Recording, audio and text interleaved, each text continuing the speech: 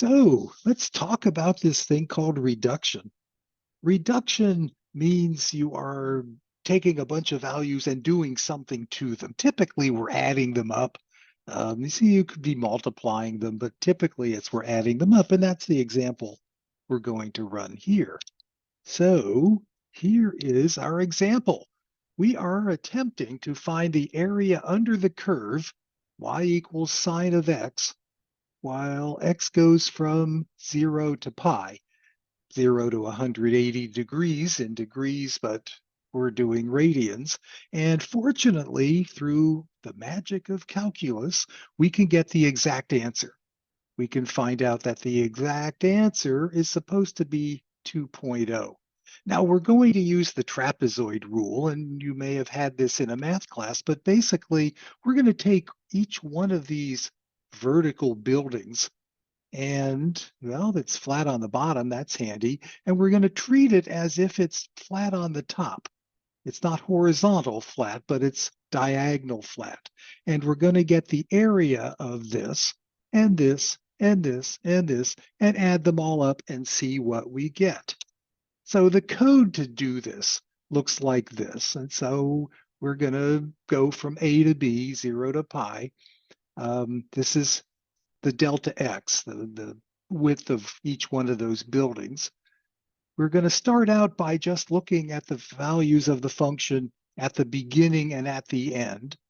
And then we're going to add in all the heights in between. So that's what we're doing here.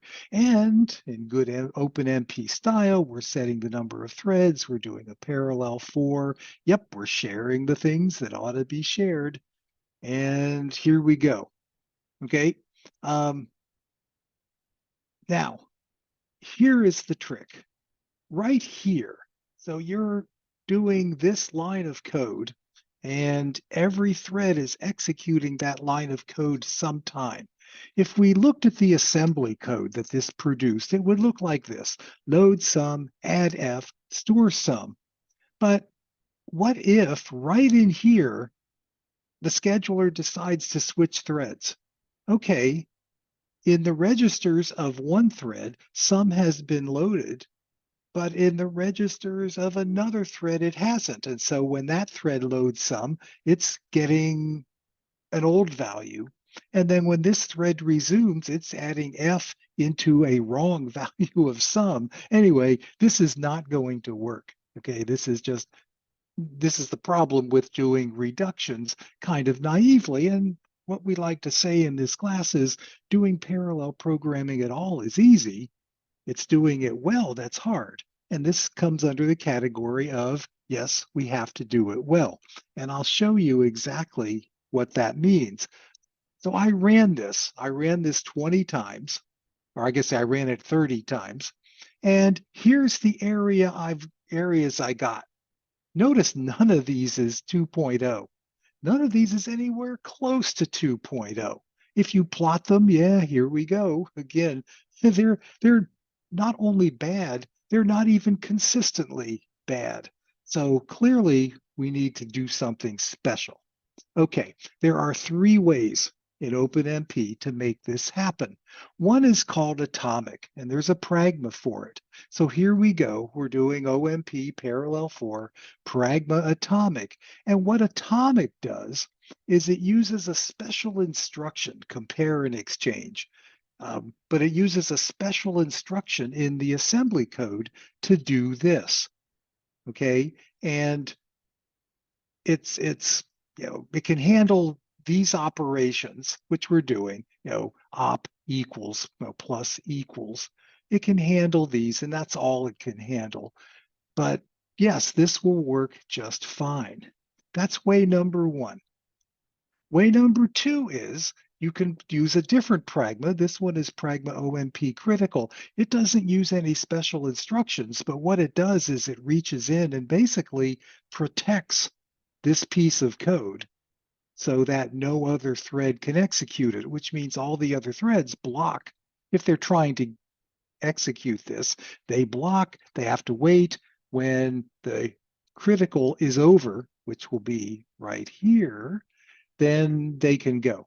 Okay, and so this will work because it keeps um, multiple threads from getting confused about those three machine instructions. Okay. And this turns out to be more heavyweight than atomic, probably because it's really just blocking.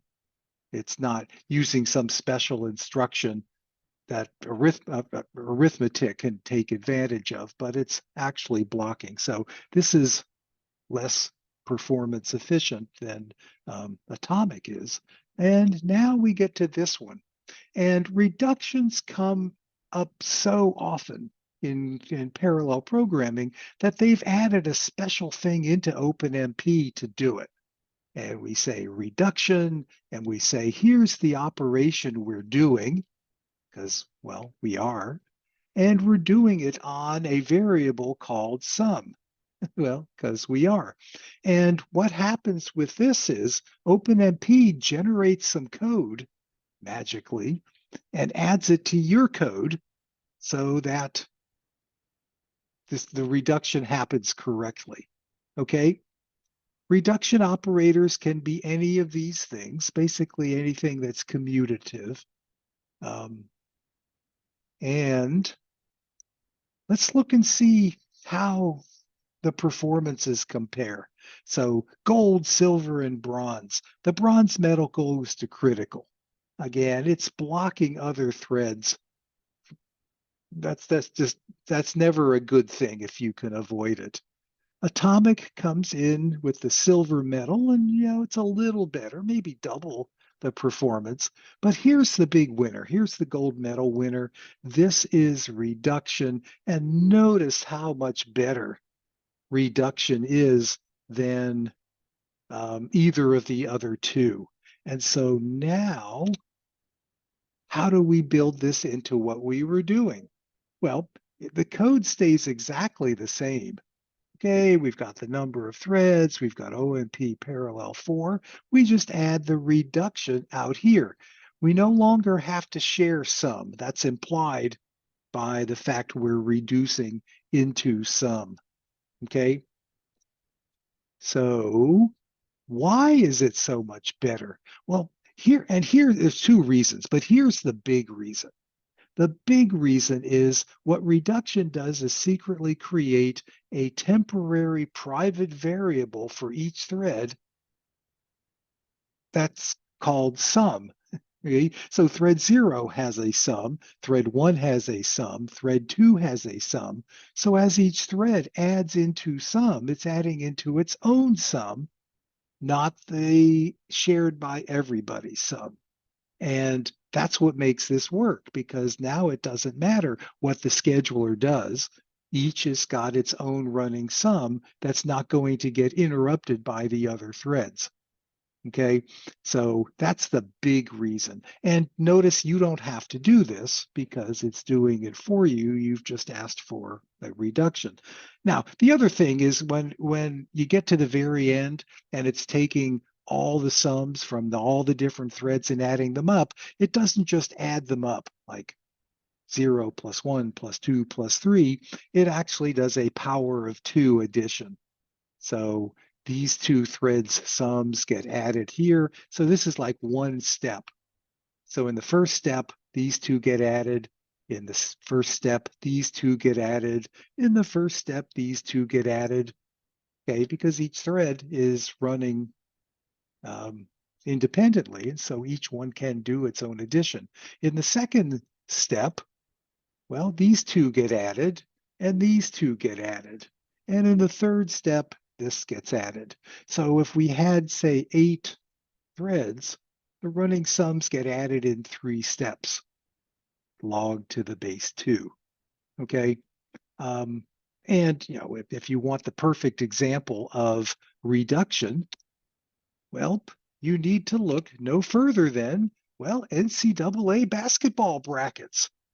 And so this was, well, to 2021 when the Oregon State women were in the bracket, and they appear to be going again this year, which is great. But how do you go from 64 teams down to one winner in only 3 weekends? Well, it's a reduction. It's power of 2 reduction. Okay, we eliminate half of them in the first step. We eliminate half of them in the second. It's 6 overall steps because it's 2 games per weekend. But yes, we go from 64 teams to 1 champion in 6 steps. And so if that makes sense to you, then the reduction power of 2 will make perfect sense as well. Okay, now if reduction gets so to be so fast by making a private sum, why not do that yourself? Okay, so let's do that. Let's create an array called sums. Yeah, however many threads you've got, that's how many sums you want. We'll set them all to 0.